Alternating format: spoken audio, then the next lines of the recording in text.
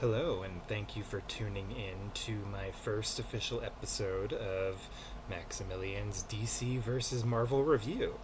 So, in this, I'm going to go ahead and take an issue of a comic from the DC side and an issue from the Marvel side, and I'm going to break them down and review them both.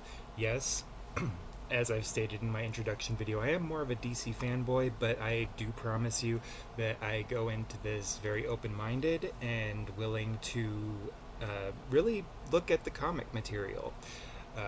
So let's get it started. My name is Maximilian, and welcome to the show.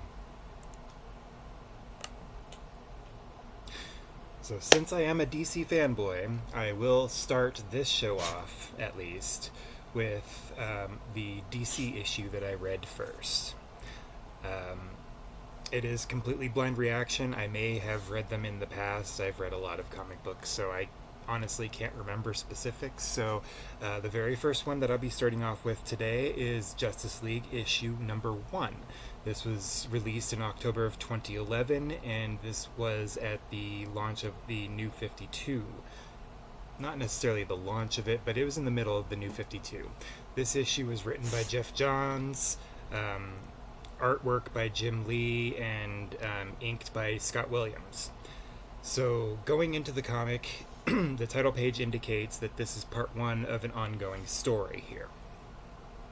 And the story begins on the next page, where the narration states that it's 5 years into the past. The setting is Gotham City, and the Gotham City Police Department is chasing down the Batman in a time where the narration states that superheroes were not appreciated in society.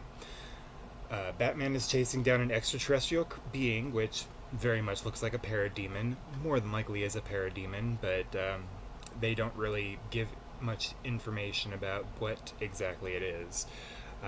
And after the Gotham City Police Department finally catch up to Batman, they light him up, they put all the spotlights on him, telling him to stop. So Batman stops, and Green Lantern appears. Out of nowhere, the Green Lantern just decides, hey, I'm here for a mission, so he prevents the Gotham City Police Department from catching them, and the parademon escapes into the sewer system.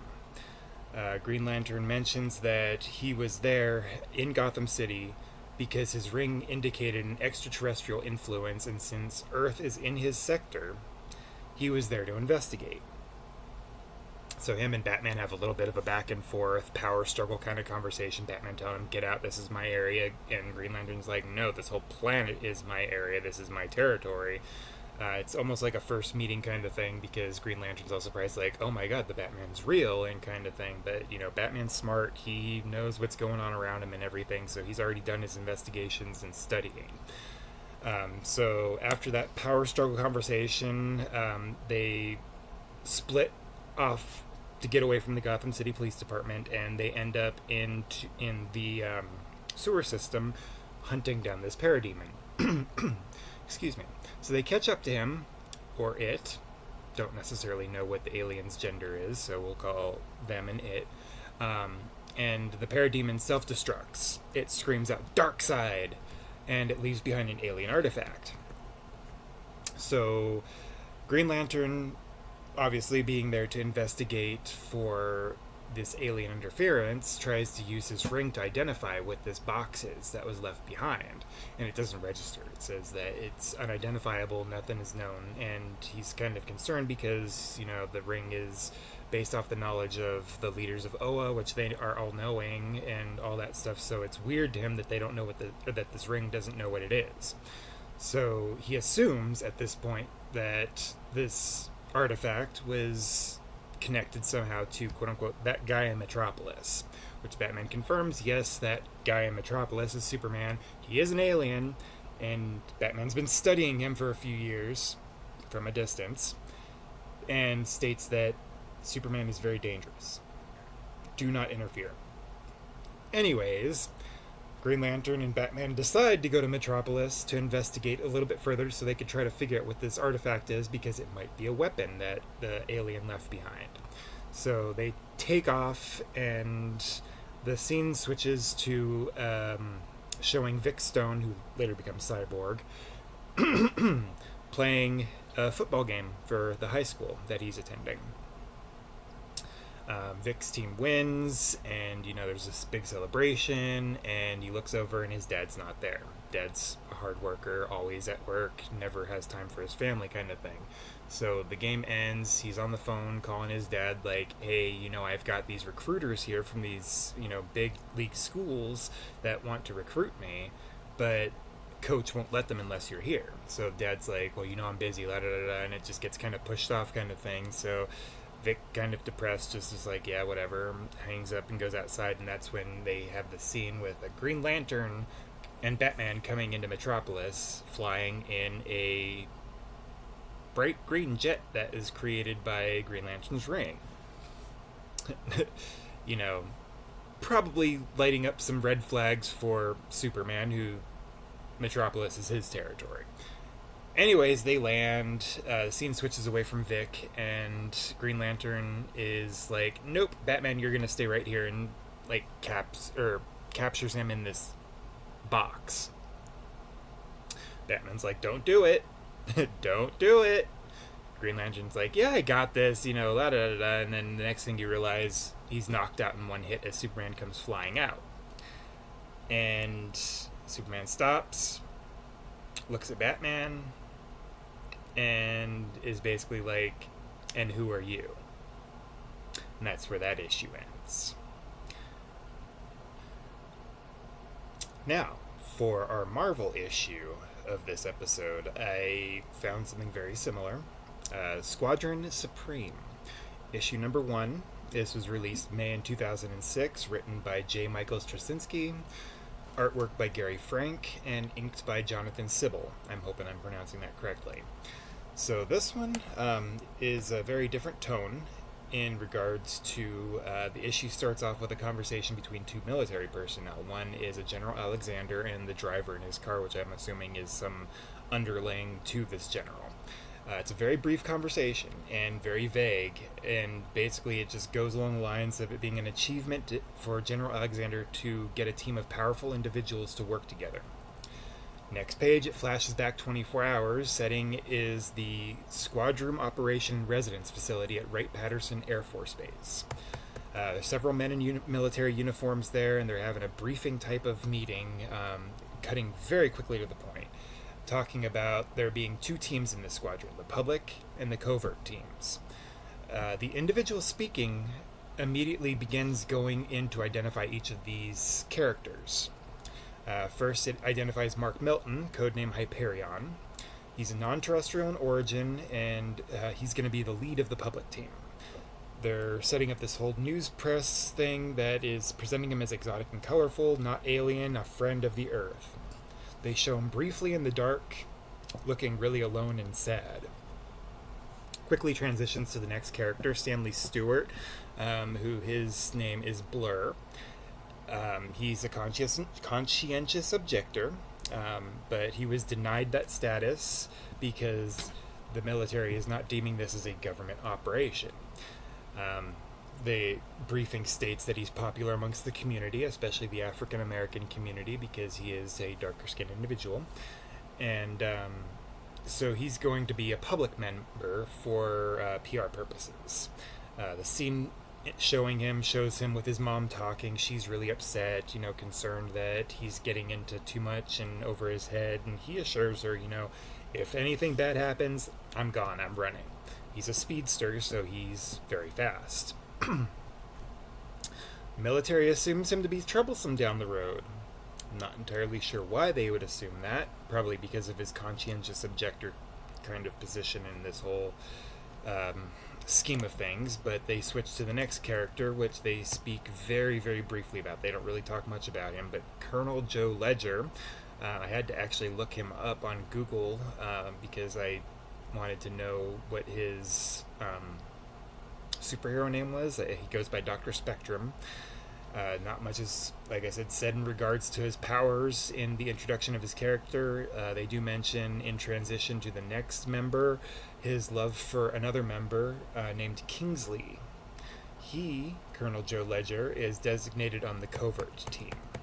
Kingsley, however, is a cerulean-skinned underwater creature. Yeah, that was kind of trippy. She doesn't speak, and she can definitely breathe underwater. And from what they have gathered, she has super strength. No other powers are known about her to the military, at least. However, in the interaction between her and Joe Ledger, he's having a verbal conversation, but she's not actually saying anything back, and he's responding. So it seems like she's got some telekinetic mind powers where she can communicate with her mind, and it's thought that she might be able to read minds. Next member of the team is Arcana Jones. They really don't, again, go much into her.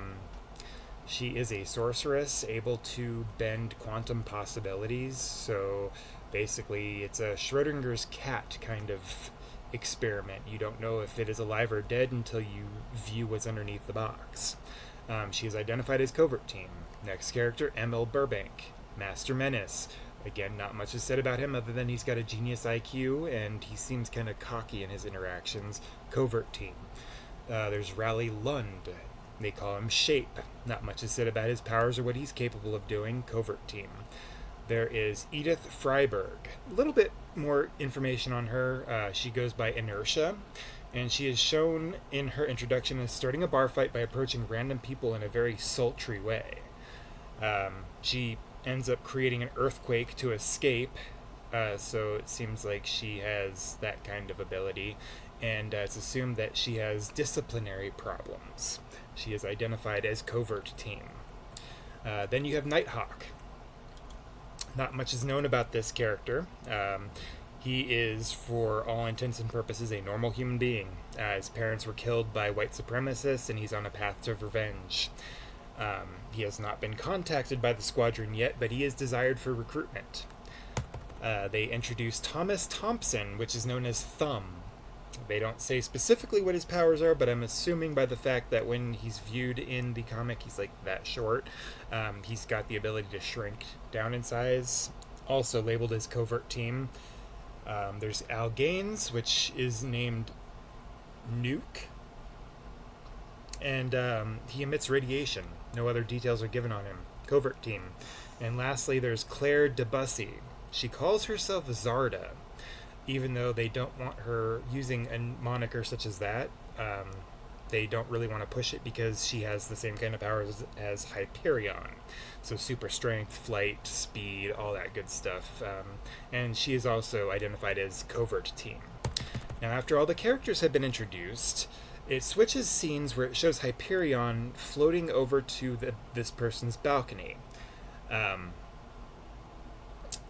A quick conversation goes on between him and this man that comes out of the apartment on the balcony, and it's identified that this man that he approached is a news reporter. And the conversation goes along the lines that Hyperion must be kind of upset that he leaked that he's not from Earth. Yeah, he kind of admits it, that he is a little upset, but he produces a list of all of the team members, covert and private, to this journalist. And the next thing we realize, or see in the comic at least, is that list was leaked and made public. So in order to control the press, the military, General Alexander, has the president do a press release, and the president denies that there's any covert side of this operation and states that the team is for national defense, and the issue ends with the president unveiling and showing the full team on the stage with him. So yeah, that is both of those issues. So finally, the rating of the two issues. So for Justice League issue 1, I'm going to rate that 7 out of 10. Great animation, great artwork, funny quips and banter, a decent start to setting up the character story arcs. It did feel incredibly short, all things considered, and could have been extended possibly a bit longer, so that way we're not left hanging for issue 2 to see how it resolves between Batman and Superman when Batman is left trapped in that box. And for Marvel's Squadron Supreme issue number 1, I'm also going to rate that a 7 out of 10. The artwork was fantastic in that issue. Some of the characters had a great introduction, however, others not so much. It left a lot to kind of balance between. A lot of characters also for an initial issue to introduce, so it got a little bit overwhelming almost, and it never really officially transitioned back to current time. However, the story is on point and I'm enjoying it so far. So, what do you think? What would you rate these issues?